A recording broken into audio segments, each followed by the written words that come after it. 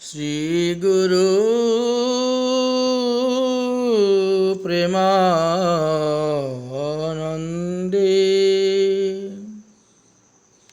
নিতাই গৌর সীতানাথ।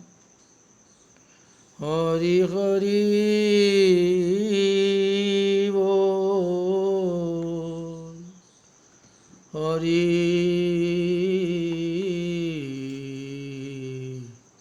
হরি বল। গুরুবে গৌরচন্দ্রায়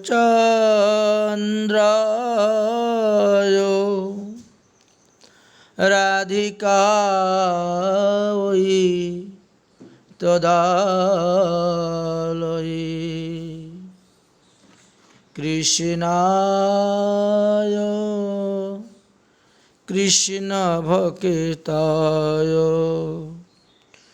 তদ্ভক্তায় নমো নমো। গত পর্বতে আমরা মহাপ্রভুর সঙ্গে শ্রীধরের যে দ্বন্দ্ব, যে প্রেম ও কুণ্ডল, সেই পর্যন্ত আমরা আস্বাদন করেছিলাম। এই পর্বতে আমরা দিগ্বিজয়ী পণ্ডিত কেশব মিশ্র বা কেশব কাশ্মীরি কিভাবে মহাপ্রভুর নিকটে তর্কযুদ্ধে পরাজিত হয়েছিলেন, সেই স্থান থেকে আরম্ভ করে যতটুক মহাপ্রভুর কৃপা হয় ততটুক আমরা আস্বাদন করব। শ্রী চৈতন্য ভাগবতের আদি লীলার 11 অধ্যায়তে এই বিষয়ে বিস্তারিতভাবে বর্ণন আছে। একদা দিগ্বিজয়ী পণ্ডিত কেশব কাশ্মীরি বিদ্যার গৌরবে গর্বিত হয়ে তিনি দিগ্বিজয়ের জন্য বেরিয়েছিলেন। ক্রমে ক্রমে বহু দেশ জয় করিয়া অবশেষে নবদ্বীপে এসে পৌঁছিলেন। তিনি সরস্বতী দেবীর উপাসনা করেছিলেন। সরস্বতী দেবীকে ভজন করিয়া তিনি বশ করেছিলেন, যার ফলে সরস্বতী দেবী তিনার কণ্ঠতে সর্বদা অবস্থান থেকে দেবী সেই সমস্ত শ্লোক উচ্চারণ বা রচনা করে তার মুখ দিয়ে প্রকাশ করে বলতেন, এবং তিনিও এইভাবে দিগ্বিজয় করে প্রচুর দিগ্বিজয়ী সার্টিফিকেট সংগ্রহ করে এবার এসে উপস্থিত হয়েছেন শ্রীধাম নবদ্বীপে। শ্রী চৈতন্য ভাগবতের ভাষায় আমরা দেখতে পাই, সর্বরাজ্য দেশ যিনি জয়পত্রী লই নবদ্বীপে আসিয়াছেন এক দিগ্বিজয়ী। সরস্বতীর বরপুত্র শুনি সর্বজনে পণ্ডিত সভার বড় চিন্তা হইল মনে। নবদ্বীপবাসী পণ্ডিতগণ যখন শুনতে পেলেন কেশব কাশ্মীরি পণ্ডিত এসে উপস্থিত হয়েছেন, তার সঙ্গে তর্কযুদ্ধ করতে যাবেন এমন সাহস কারণ হচ্ছে না। সবাই ভয় বিস্মিত হয়ে গুটিয়ে গেছেন। কি করা যাবে? কিভাবে নবদ্বীপের মানই বা রক্ষা করা যাবে? যদি নবদ্বীপের পণ্ডিত ওনার কাছে হেরে যায়, তাহলে তো নবদ্বীপের মান সম্মান ধুলায় মিশে। তাই পণ্ডিত সমাজ এই নিয়ে বহু চিন্তাগ্রস্ত হলেন। সর্বরাজ্য দেশ যিনি জয়পত্রী লই, 1-2 রাজ্য নয়, বহু রাজ্য জয় করে তিনি দেশপত্র সার্টিফিকেট নিয়ে আসছেন বিজয়ী। এদিকে শ্রীমৎ মহাপ্রভু তিনার স্কুলের পড়ুয়া শিষ্যদের নিকট হইতে এই ঘটনাটা শুনতে পাইলেন। কিন্তু তিনি চিন্তা করলেন, আমি যদি সবার সম্মুখে এই দিগ্বিজয়কে পরাজয় করি তাহলে দিগ্বিজয় মৃত্যুতুল্য হয়ে যাবে সংসার ভিতরে। কারণ এত বড় একজন মানী ব্যক্তিকে যদি আমি পণ্ডিত সমাজে, ভারী সমাজে সকলের সামনে পরাজিত করি তাহলে সে আর বাঁচবে না, আত্মহত্যা করবে। বরং সুযোগ বুঝে, সময় বুঝে তাকে যথার্থ স্থানে এমনই শিক্ষা দিব যাতে সে তার পাণ্ডিত্যের অহংকার ত্যাগ করে হরিভজন করে, কৃষ্ণ ভজন করে, তার জীবনের মূল্যবান দিনগুলাকে কাজে লাগিয়ে যেতে পারে, যাতে তার আত্মার কল্যাণ হয়। মহাপ্রভু তো অন্তর্যামী, তিনি জানেন। তাই কাহারে না কহি মনে ভাবেন ঈশ্বরে, দিগ্বিজয়ী জিনিব আমি কেমন প্রকারে। আমি কি সর্বলোকের সামনে করব, না একা নির্জন স্থানে নিয়ে করব। সভা মধ্যে যদি জয় করিয়ে ইহারে, মৃত্যুতুল্য হইবে কে সংসার ভিতরে।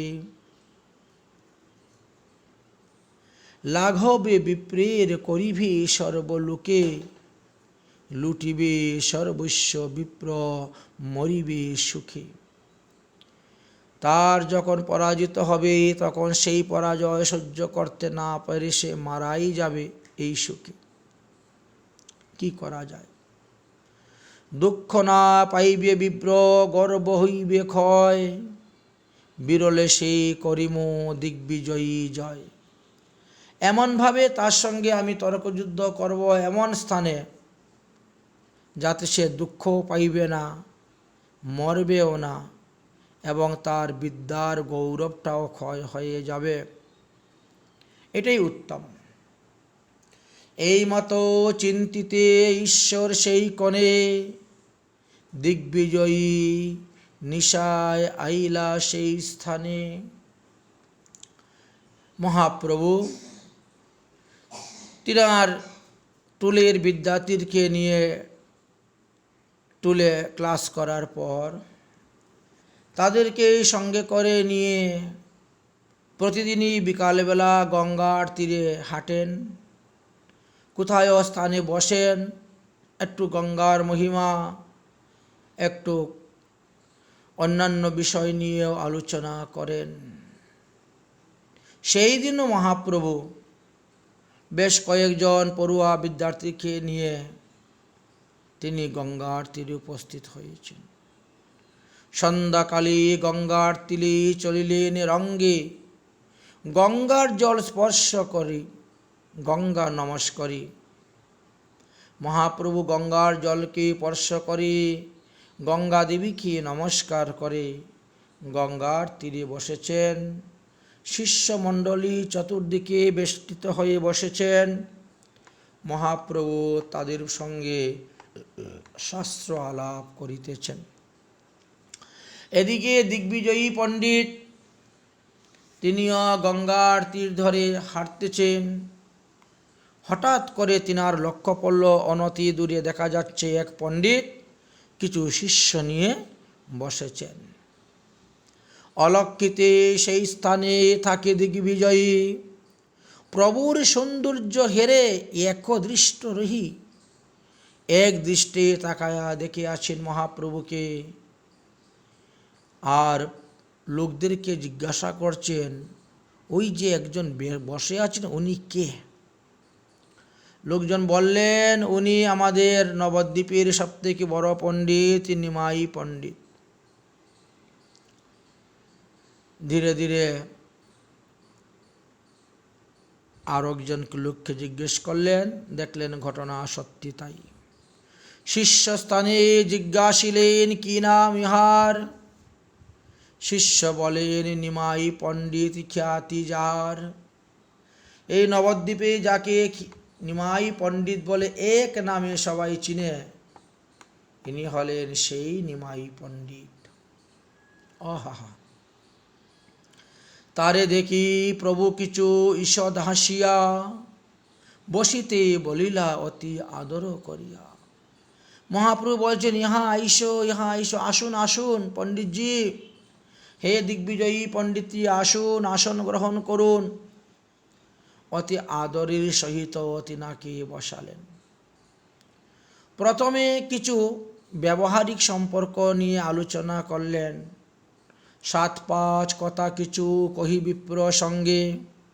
আপনি কোথা থেকে আসছেন, আপনার কি নাম, কবে এসেছেন, ইত্যাদি ইত্যাদি। 7-5 কথা কিছু কহি বিপ্র শনে, জিজ্ঞাসিতে তারে কিছু আরম্ভিলা রণে। আচ্ছা পণ্ডিতজি, আমি কি আপনাকে কিছু জিজ্ঞাসা করতে পারি? হ্যাঁ বলুন। আমি লোকমুখে শুনেছি আপনার কবিত্বের অসীম মহিমা, যা কিছু শাস্ত্র পুরাণ ইতিহাসে পাওয়া যায় না, কোথায় কোনো গ্রন্থে নেই। আপনি মুহূর্তের মধ্যে সেই রকম শ্লোক রচনা করে আপনি আবৃত্তি করতে পারেন, এত কবিত্ব আপনার। তো আমাদেরকে 2-1টা শোনাবেন? প্রভু কহেন, তোমার কবিত্বের নাহি সীমা, হেন নাহি যাহা তুমি না করো বর্ণনা। এমন কোনো বস্তু নেই যে তুমি বর্ণনা করতে পারো না। তুমি সব কিছু ভেঙ্গে চুরি বর্ণনা করে দিয়ে দাও।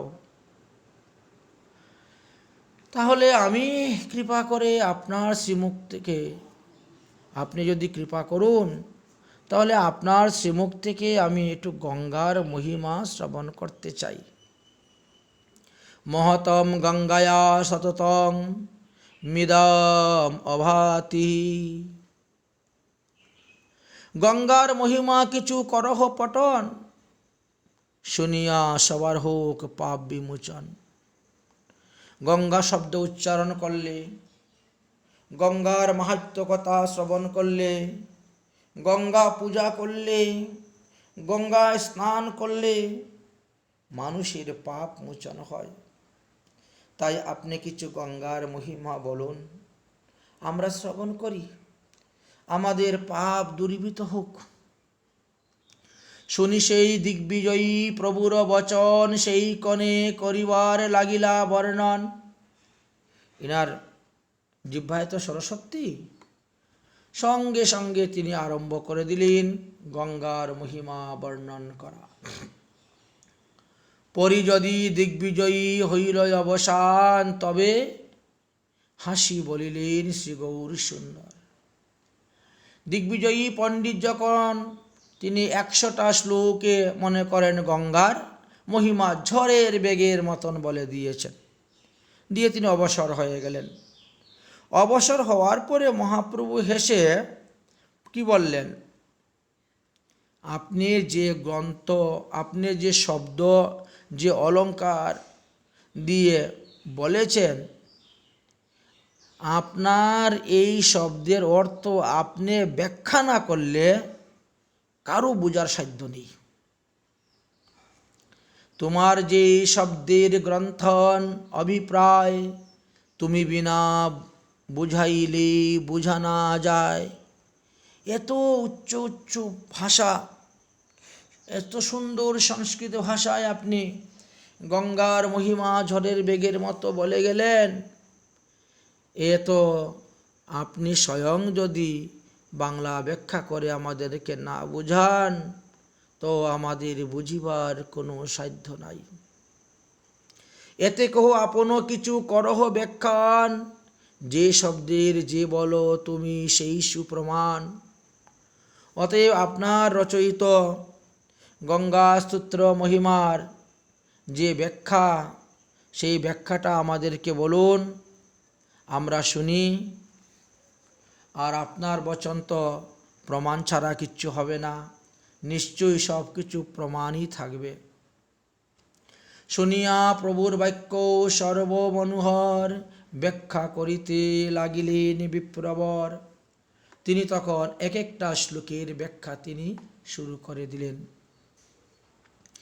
ব্যাখ্যা করিলেন মাত্র প্রভু সেই কণে দুষ আদি মধ্য অন্ত ধরলেন 3 স্থানে। এই যে এই ব্যাখ্যাটা আপনি কি করলেন? এটা তো ভুল করলেন আপনি ব্যাখ্যা। এর প্রথমে এই ভুল, মধ্যখানে এই ভুল, শেষে আপনি এই ভুল। একটা শ্লোকের মধ্যে 3টা ভুল আপনার। প্রভু বলে এই সকল শব্দ অলঙ্কার গুলি শাস্ত্র মতে একটাও ঠিক নেই। আপনি আপনার মন গড়া অলঙ্কার ব্যবহার করছেন, না শাস্ত্র সিদ্ধান্ত অনুসারে অলঙ্কার ব্যবহার করছেন? দিগ্বিজয়ী তখন নানা প্রকার সিদ্ধান্ত দিয়ে যুক্তি দিয়ে বুঝাবার চেষ্টা করলেন, কিন্তু মহাপ্রভু প্রতিটি শব্দের মধ্যেই তিনি ভুল ধরতে লাগলেন। দিগ্বিজয়ী নিজেও বুঝতে পারছেন না কি ব্যাপার, কি হলো। আমি এক কথা বলতে যাই, ভাবি আমি এইটা বলবো, আমার মুখে দিয়ে অন্যটা বেরিয়ে চলে আসে। এক বলতে আরেক বলে ফেলতেছি। দিগ্বিজয় নিজেই অবাক, একই। এই প্রসঙ্গে প্রভু তখন, মহাপ্রভু একটু হেসে বললেন, আচ্ছা ঠিক আছে ঠিক আছে, আপনার এই প্রসঙ্গ থাকুক, আমরা অন্য প্রসঙ্গ আরম্ভ করি। যখন এই প্রসঙ্গের মধ্যে আমি ভুল ধরেছি, আপনি আমারটা খণ্ডন করে স্থাপন করতে পারেন নাই, তো থাক, এই প্রসঙ্গটা থাক, আমরা অন্য প্রসঙ্গই আরম্ভ করি। হ্যাঁ, আপনি অন্য কিছু বলুন। তখন সে আর কিছুই বলতে পারছে না। যেমন সমস্ত কিছু গুটিয়ে গেল, সমস্ত প্রভাব তার লুপ্ত হয়ে গেল। কেশব কাশ্মীরি বললেন, আচ্ছা নিমাই পণ্ডিত, আমি যে গঙ্গার 100টি শ্লোক বললাম, তাহা তো কোনো গ্রন্থে নেই, কোনো পুরাণে নেই। এটা আমার স্বরচিত এবং ঝড়ের বেগে আমি বলে গিয়েছি। আর তুমি তার মধ্যে থেকে একটা শ্লোক তুমি মুখস্থ করে নিলে, আবার সেই শ্লোকের মধ্যে 3টি স্থানে ভুল ধরিয়ে দিলে। বাহ, তুমি তো সাধারণ ব্যাকরণের অধ্যাপক, তো এত অলঙ্কার শাস্ত্রের দোষ তুমি ধরলে কেমন করে? তুমি তো অলঙ্কার শাস্ত্র পড়ো নাই। মহাপ্রভু মুস্কি হেসে বলছেন, কেউ বা সরস্বতীর বরে কবি হয়, কেউ বা তাহার বরেই শ্রুতিধর হয়। বললেন, ইঙ্গিতের দ্বারা আপনি সরস্বতীর বরে কবিত্ব অর্জন করেছেন, আর মনে করুন আমিও সরস্বতীর বরে শ্রুতিধর হয়েছি। একবার শুনলেই সেটা আমার মুখস্থ হয়ে যায়। এই কথাটা কেশব ভারতী বিশ্বাস করে নিলেন একদম মনে প্রাণে। হ্যাঁ, এটা হতে পারে, মনে প্রাণে বিশ্বাস করে নিলেন। নিমাই পণ্ডিত নিশ্চয়ই শ্রুতিধর সরস্বতীর কৃপাতে, তা না হলে সে এই ঝড়ের বেগে শ্লোক বলছি, তার থেকে একটা শ্লোক কেমন করে মুখস্থ করল। এইরকম ভাবিয়া নিমাইয়ের প্রতি তিনার ভক্তি হইল, যেহেতু ইনি সরস্বতীর বলে শ্রুতিধর, তাই ভক্তি করে। মহাপ্রভু একটু ঘুরিয়ে রঙ্গভঙ্গি করে বললেন, আচ্ছা শাস্ত্রের বিচার ভালো মন্দ নাহি জানি, সরস্বতী যাহা বলাই সেই বলি বাণী। কথাটা কিন্তু ঘুরিয়ে বলছেন, অর্থাৎ হে কেশব কাশ্মীরি, তুমি যে কি বলো সেটা তো তুমিই জানো না। তোমার মুখের মধ্যে সরস্বতী আছেন, আর তিনি যেভাবে বলান সেইভাবেই তুমি বলো। কিন্তু ওনাকে সরাসরি না বলে মহাপ্রভু নিজের উপরে দুষ্টা চাপিয়ে দিয়ে তিনি বলছেন, আমি কি পাগলের মতো বলে দিচ্ছি, আর সেটা তো আমিই জানি না, মুখে দিয়ে বেরিয়ে আসছে বলে দিচ্ছি। দিগ্বিজয়ী যদি এইভাবে পরাভবে প্রবেশিলা, শিষ্যগণ হাসিবারে উদ্যত হইলা। যখন একের পর এক প্রশ্নের উত্তর দিতে না পেরে দিগ্বিজয়ী পরাজিত হয়ে যাচ্ছেন, শিষ্যরা সেটা বুঝতে পারে হু হু করে হাসতে চেয়েছিলেন, কিন্তু মহাপ্রভু নিষেধ করলেন, খবরদার কেউ হাসবে না, নিষেধ করে দিলেন চোখের ইশারার দ্বারা। সবাই রে প্রভু করিলেন নিবারণ, বিপ্রপতি বলিলেন মধুর বচন। ইশারার দ্বারা এদের হাসিটা বন্ধ করে দিলে, খবরদার কেউ হাসবে। বিপ্রপতি খুব মধুর বচনে বললেন, আচ্ছা ঠিক আছে মহাশয়, আজকে আপনি বাসায় চলে যান, কালকে আবার আসবেন এরকম টাইমে, আমার সঙ্গে মিলন হবে, আবার কথা হবে, আবার শাস্ত্র বিচার হবে। আজি বাসা যাহ কালী, মিলন আবার, শুনিব তোমার মুখে শাস্ত্রের বিচার। অত্যন্ত সন্তুষ্ট হয়ে গেলেন। কত নর্ম, কত ভদ্র, কত সুন্দরভাবে মধুরভাবে মহাপ্রভু তিনাকে বিদায় দিলেন। এই মতো নিজ ঘরে গেলা দুইজন, মহাপ্রভুর ঘরে চলে গেলেন, কেশব কাশ্মীরি তিনি তিনার ঘরে চলে গেলেন। কবি রাত্রে কইলেন সরস্বতীর আরাধনা, কিন্তু কেশব কাশ্মীরি রাত্রে আর ঘুমালেন না। তিনি পূজার সমস্ত দ্রব্য সংগ্রহ করে মা সরস্বতীর দেবীর মন্ত্র জপ করে আরাধনা করতে শুরু করলেন। মন্ত্র জপি দুঃখে বিপ্র শয়ন করিল, স্বপ্নে সরস্বতী বিপ্রের সম্মুখে আইলা। মন্ত্রে এত শক্তি, চুম্বকের মতন শক্তি। চুম্বক যেমন লোহাকে আকর্ষণ করে, ঠিক তেমনিভাবে মন্ত্র দেবতাকে আকর্ষণ করে সম্মুখে নিয়ে আসে ভক্তের। তাই সরস্বতী দেবী স্বপ্নাস্থলে এসে আদেশ দিচ্ছেন। সরস্বতী বলেন, শুনহ বিপ্রবর, বেদগৈপ্য কহিয়েই তোমার গোচর। আমি এখন তোমাকে যে কথা বলার জন্য এসেছি, এটা বেদেতেও পাবে না। বেদের মধ্যেও এই কথা গোপনীয় আছে। কারু স্থানে যদি ভাঙ্গ এই সকল কথা, তবে তুমি শীঘ্রই হইবা অল্প আয়ু যথা। আমি এখন তোমাকে যে সমস্ত কথা বলবো, ইহা বেদে পাবে না। আমি তোমাকে বলবো, তুমি যদি এই কথা অন্য কাউকে বলো, তাহলে তৎক্ষণাৎ তোমার মৃত্যু হইবে, সাবধান। মন দিয়ে শুনো। যারটাই তোমার আজ হইল পরাজয়, অনন্ত ব্রহ্মাণ্ডের নাথ সে সুনিশ্চয়। আজকে যে নিমাই পণ্ডিতের কাছে তুমি পরাজিত হয়েছ, তিনি এই ব্রহ্মাণ্ড নয়, একটা দুটা ব্রহ্মাণ্ড নয়, অনন্ত অনন্ত ব্রহ্মাণ্ডের নাথ। এটা নিশ্চয় করিয়া জানো। আমি যার পাদপদ্মের নিরন্তর দাসী, আমরা সবাই শ্রীকৃষ্ণের দাসী, সমস্ত দেবগণ, সমস্ত দেবীগণ।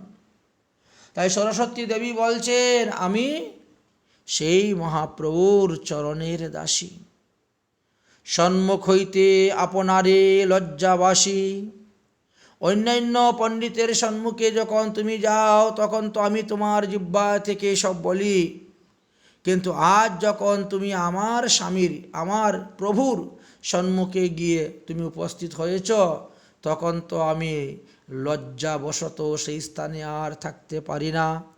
তাই তোমার জিহ্বা হইতে, তোমার মুখ হইতে আমি অদর্শন হয়ে চলে আসি। আমি সেই বলি যে বিপ্র তোমার জিহ্বায়, তাহার সম্মুখে শক্তি না হয় আমার।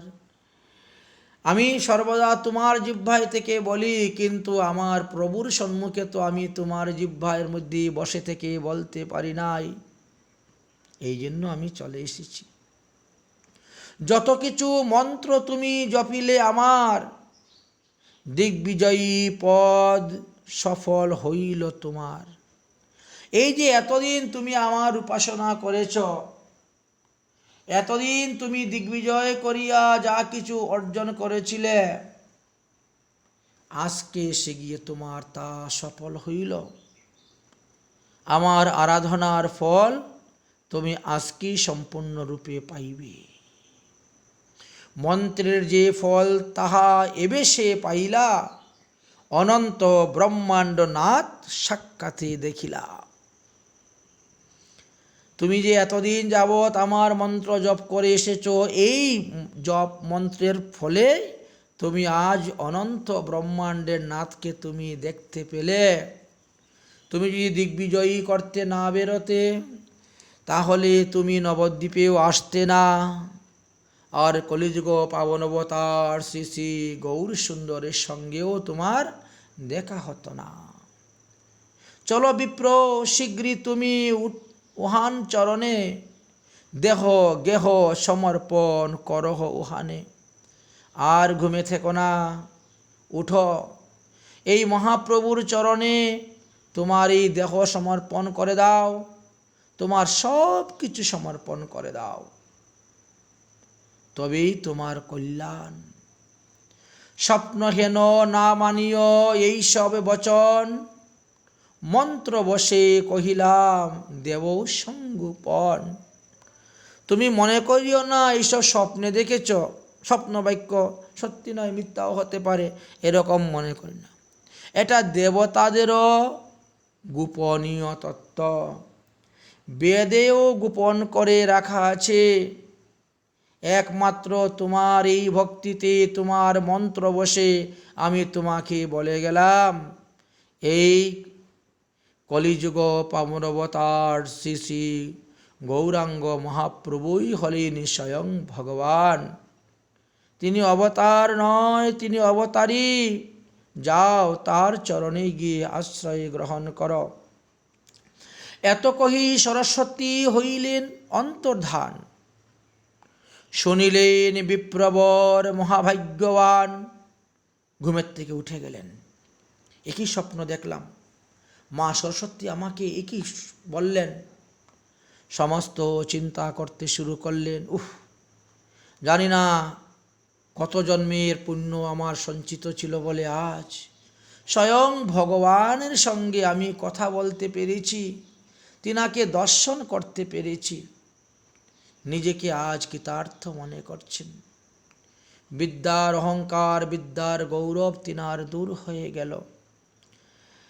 জাগিয়াই বিপ্র তবে সেই ক্ষণে, চলিলেন অতি উষা কালী প্রভু স্থানে। ভোরবেলা ঘুমের থেকে উঠে স্নান করে তিনি অতি ভোরবেলা পদব্রজে পায়ে হেঁটে একা মহাপ্রভুর দরবারে গিয়ে, দরজায় গিয়ে উপস্থিত।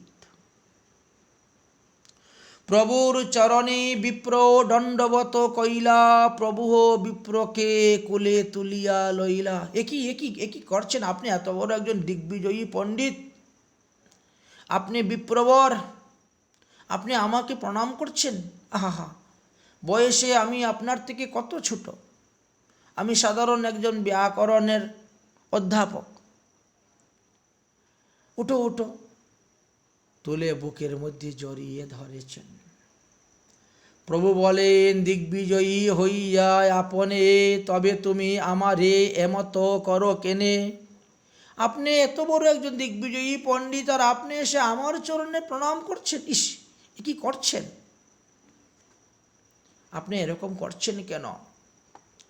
দিগ্বিজয়ী বলিলেন, শুনহ বিপ্ররাজ, তোমা ভজিলে সেই সিদ্ধি হয় সর্বকাজ। দিগ্বিজয়ী বললেন, হে নিমাই পণ্ডিত, হে বিপ্ররাজ, তুমি যদিও সকলের কাছে তোমার আসল পরিচয় গোপন রেখেছ, তথাপিও আমার কাছে গোপন রাখতে পারবেন না, কারণ আমি জেনে গেছি আপনার পরিচয়।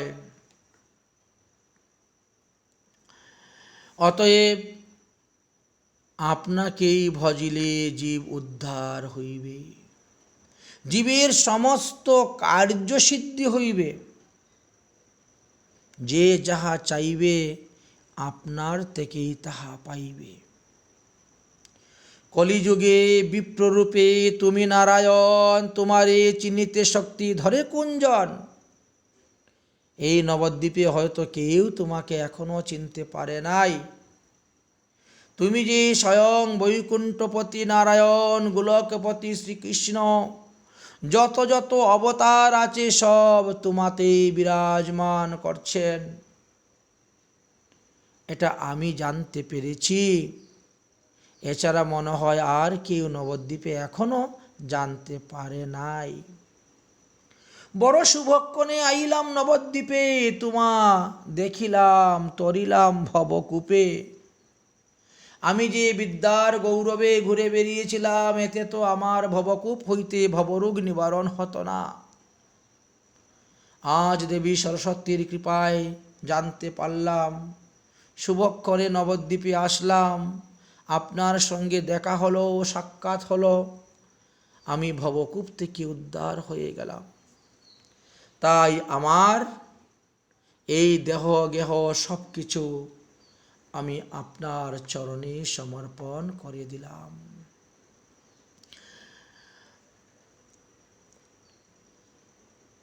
প্রভু বলেন, বিপ্র তুমি মহাভাগ্যবান, সরস্বতী তোমার জিহ্বায় অধিষ্ঠান। মহাপ্রভু তখনও নিজেকে আত্মগোপন করতেছেন। আরে তোমার মতো ভাগ্যবান কে আছে? তোমার জিহ্বার মধ্যে সরস্বতী সর্বদা অধিষ্ঠান করেন। দিগ্বিজয় করিব বিদ্যার কার্য নহে, লেখাপড়া শিখা দিগ্বিজয় করা এটা কার্য নয়। ঈশ্বর ভজিবে মাত্র এই বেদে কহে। বেদ পুরাণ ইতিহাস বলছেন, লেখাপড়া শেখার, বিদ্যা অর্জন করার মূল উদ্দেশ্য হল ঈশ্বরকে জানা, ঈশ্বরের আরাধনা করা, ঈশ্বরের ভজন করা। অথচ আপনি ঈশ্বরের ভজন না করে আপনি বিদ্যার গৌরবে ভ্রম দেশে দেশে ধন উপার্জন করো, এটা তো ঠিক নয়। আপনি ভুল পথে ধাবিত হচ্ছিলেন।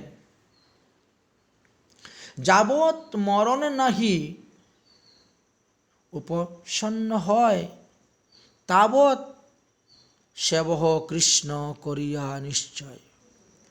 এই দেহের মধ্যেই যতদিন পর্যন্ত আপনার প্রাণ আছে, ততদিন পর্যন্ত আপনি শ্রীকৃষ্ণের ভজন করে যান। এটাই বিদ্যার ফল, প্রকৃত ফলটা এটাই।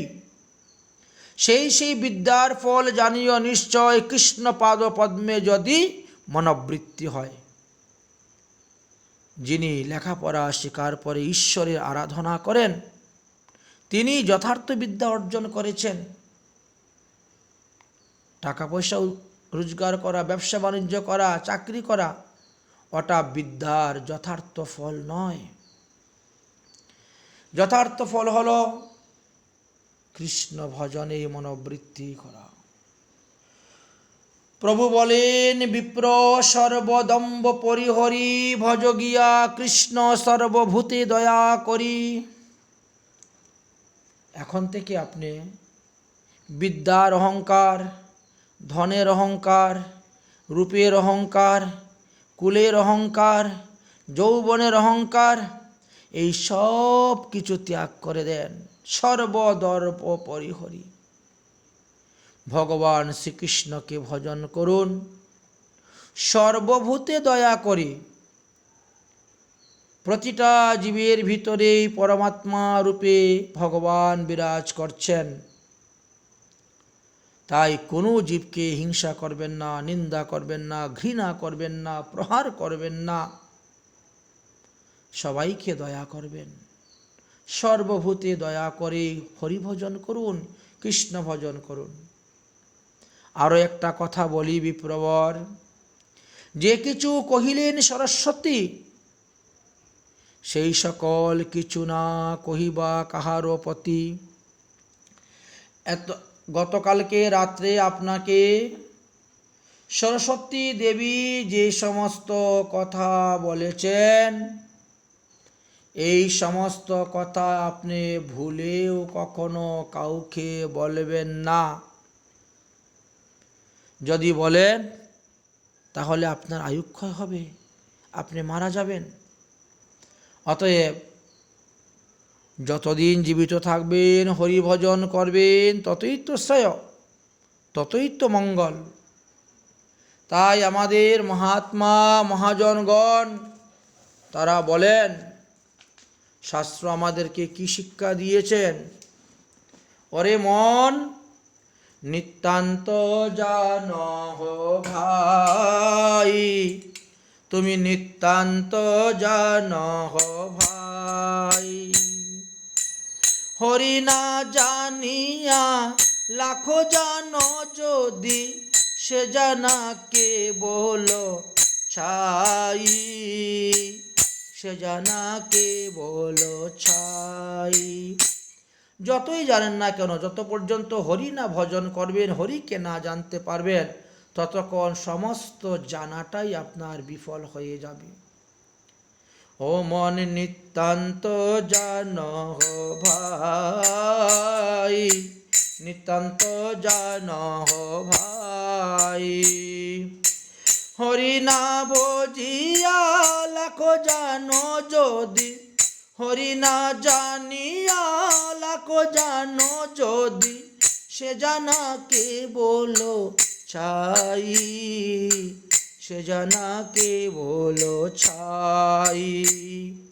হরি নাম সুধা জিহ্বায় না পিয়ে, কি রস চাকি চয়ার। হরি নাম সুধা জিহ্বায় না পিয়ে, কি রস চাকি চয়ার। চিনি কলা ক্ষীর মিশ্রিতে রতি, দেখো না কি ফল তার, দেখো না কি ফল তার। হরি নাম মনি হৃদয়ে না ধরি, হরি নাম মনি হৃদয়ে না ধরি, কি বুসা বুসে চোগায়। তুমি তিলক ধারণ করছো না, তুমি তুলসীর মালা গলায় দিচ্ছ না, আর তুমি সোনার উপাধি যদি শরীর লেপিয়ে থাকো, জমে কি তোমাকে ছাড়বে? ছাড়বে না। তুমি ভুল পথে ধাবিত হচ্ছ। হরি নাম মনি হৃদয়ে না ধরি, কি শুভা কি ভূষা ভূষে চোগায়, কি ভূষা ভূষে চোগায়। আরে সোনায় রূপায় জরিয়া থাকিলে, সোনায় রূপায় জরিয়া থাকিলে, জমি কি ছাড়িবে তাই, জমে কি ছাড়িবে তাই। তুমি ঘুরায় দুলায় চরিয়া ফিরেছ, ধুলা না পশরে পায়। ঘুরায় দুলায় চরিয়া ফিরেছ, ধুলা না পরশে পায়। জানো না পবন ছাড়িবে যখন, জানো না পবন ছাড়িবে যখন, ভূমিতে লুটাবে কায়, ভূমিতে লুটাবে কায়। তোমার ভূমিতে লুটাবে কায়, ভূমিতে লুটাবে কায়। অতএব কর্তব্য হলো তুমি বিদ্যা শিক্ষা লাভ করেছ, সেই বিদ্যাটাকে তুমি কাজে লাগাও। তুমি সদাচার সম্পন্ন কোনো বৈষ্ণব ব্যক্তির নিকট হইতে কৃষ্ণ মন্ত্রে দীক্ষা গ্রহণ করে শ্রীকৃষ্ণের ভজন করো, শ্রীকৃষ্ণের উপাসনা করো, তুলসীর মালা কণ্ঠে ধারণ করো, ঊর্ধ্বপুণ্ড তিলক রচনা করো, সর্বজীবে দয়া করো। এর থেকে বড় শ্রেষ্ঠ ধর্ম আর নেই। জীবে দয়া নামে রুচি বৈষ্ণব সেবন। এইভাবে মহাপ্রভু তাকে অতি সুন্দরভাবে শান্তভাবে তাকে বুঝিয়ে সুজিয়ে বিদায় দিলেন। কেশব কাশ্মীরি সেদিন থেকে এই দিব্য জ্ঞান প্রাপ্ত হয়ে তিনি আর কোথাও তর্কযুদ্ধ করতে যান নেই। বিদ্যার অহংকার অভিমান সব ত্যাগ করে হরিভজন করতে শুরু করলেন এবং তিনার নিজের প্রাণে শান্তি ফিরে পেলেন, আত্মার কল্যাণ করলেন, আত্মার ঊর্ধ্বগতি হল। তো এই অধ্যায় আলোচনা করে আমরা দেখতে পারলাম বর্তমান জগতে আমরা যে লেখাপড়া করতেছি স্কুল কলেজে, সেই যে জাগতিক বিদ্যা, এই জাগতিক বিদ্যা হইতে পরমার্থিক বিদ্যা আরও শ্রেয়। তাই বলছেন জড়বিদ্যা সব মায়ার বৈভব, শ্রীকৃষ্ণ ভজনে বাধা, অনিত্য সংসারে মোহ জন্মাইয়া জীবকে বানায় গাধা। কজন লোক আছে লেখাপড়া শিখে ভগবানের ভজন করে, ভগবানকে জানে, বরং তারা সংসারে ডুবে সংসার বিষয়ে মজে তাদের অদুগ্গতি হয়ে থাকে। তাই সেই বিদ্যার ফল জানিবে নিশ্চয়, কৃষ্ণ পদে যার রতিমতি হয়। অনেকেই বিদ্যা শিক্ষা লাভ করেছেন, অনেকেই শাস্ত্র অধ্যয়ন করেন, শাস্ত্র পড়েন, কিন্তু সেটা তর্কের জন্য, জয়লাভ করার জন্য, কিন্তু আচার আচরণে তাহা ব্যবহার করেন না। তুতা পাখির মতন কিছু শ্লোক অনুবাদ মুখস্থ করে নিয়েছেন, আর যেখানে গেলেন সেখানেই ঝড়ের বেগে সব বলে দিয়ে চলে আসলেন। এখানে খেয়ে গেলেন, ওখানে গিয়ে বমি করে দিলেন, কিন্তু এটা তো কোনো কাজে লাগবে না। শাস্ত্রে আমাদেরকে এই বিষয়ে খুব একটা সুন্দর কথা বলেছিলেন। অবৈষ্ণবস্য পণ্ডিতস্য সর্বশাস্ত্র সমন্বিতম বাক্যতস্য ন গৃহ্ণাৎ শিলনীল হবি যথা, পদ্মপুরাণে বললেন এত পাণ্ডিত্য, সর্বশাস্ত্রে বিশারদ, এত কিছু হওয়ার সত্ত্বেও যদি সেই ব্যক্তি বিষ্ণু মন্ত্রে দীক্ষা গ্রহণ করে না, বিষ্ণু ভজন করে না, সে অবৈষ্ণবই থেকে যায়, বলে তাহলে তার বাক্যটি গ্রহণের যোগ্য নয়। কীরকম?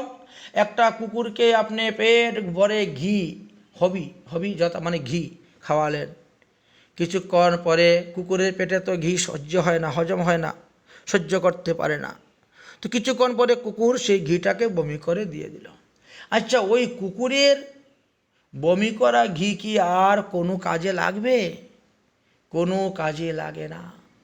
তাই এই জগতে যারা এইভাবে মুখস্থ বিদ্যা অর্জন করে বিভিন্ন সভা সমিতি বিভিন্ন স্থানে গিয়ে নিজের পাণ্ডিত্যতা দেখানোর জন্য তারা বলতে থাকেন, অথচ নিজেরা আচার করেন না, আচরণ করেন না, যার ফলে তাদের সেই বাক্যেতে শক্তি আসে না, আর তাদের এই বাক্য গ্রহণ করে কারো কোনো ফল লাভ হয় না। এটাই আমাদেরকে দেখালেন। তাই কলিযুগ পাবন অবতার শ্রী শ্রী গৌরাঙ্গ মহাপ্রভু কেশব কাশ্মীরিকে দিয়ে সমস্ত জগৎবাসীকে এই শিক্ষাই দিলেন, হে জগৎবাসীগণ, তোমরা কৃষ্ণ ভজন করো, তবেই তোমাদের বিদ্যা সার্থক হইবে। আমরা এই পর্যন্ত আলোচনা করলাম ক্রম অনুসারে মহাপ্রভুর বয়স 19 বৎসর হয়ে গেল।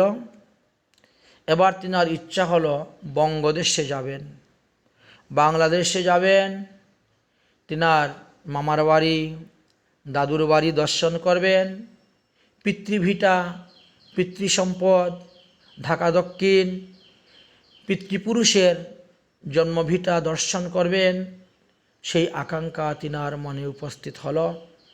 তাই মহাপ্রভুর বাংলাদেশ ভ্রমণ আগামী পর্বতে আমরা আলোচনা করব। এখনকার মতন আমরা হরিকথা এখানেই বিশ্রাম দিলাম।